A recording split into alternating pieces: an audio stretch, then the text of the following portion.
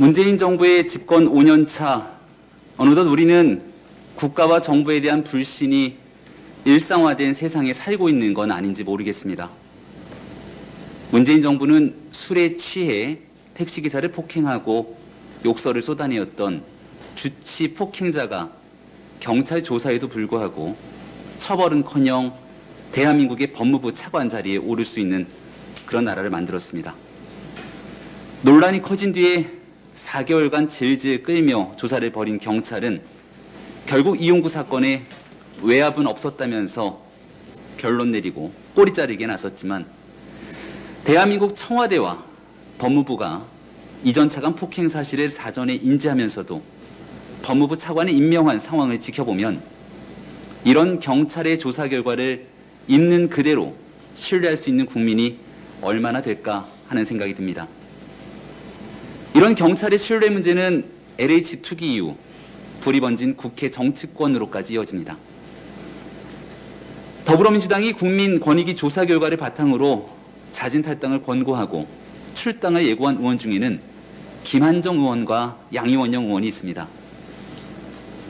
그런데 이 두 의원은 지난달 경찰 조사에서 검찰의 불송치 결정, 즉 무혐의 통보를 받았다며 그간 본인에게 제기된 의혹에 대해 억울함을 호소했지만 권익위와 민주당의 결정을 보면 이들 국회의원에 대한 부동산 투기 의혹 문제는 훨씬 더 심각한 상황이 아닌가, 이런 우려를 지울 길이 없습니다.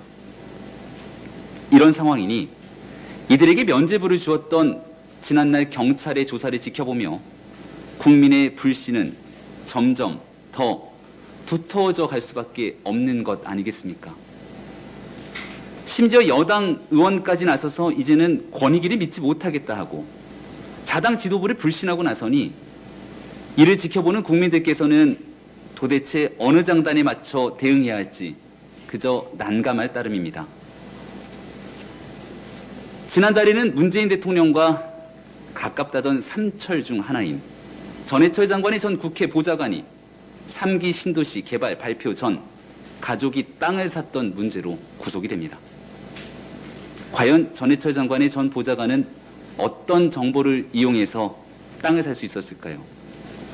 그리고 신도시와 관련된 내밀하고 철통 보안이 지켜져야 하는 정보가 도대체 누구한테까지 공유되고 새어나갔으며 이를 통해 차명으로 부동산 거래가 이루어진 경우는 대한민국에 얼마나 더 많이 있을까요?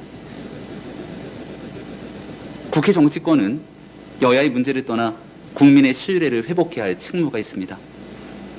우리 국민의힘 또한 예외 없이 국민들께서 충분히 납득할 수 있는 공정한 기준 아래 부동산 투기 등이 있었는지 이 여부에 관한 전수조사에 신속히 나서야 한다고 생각합니다.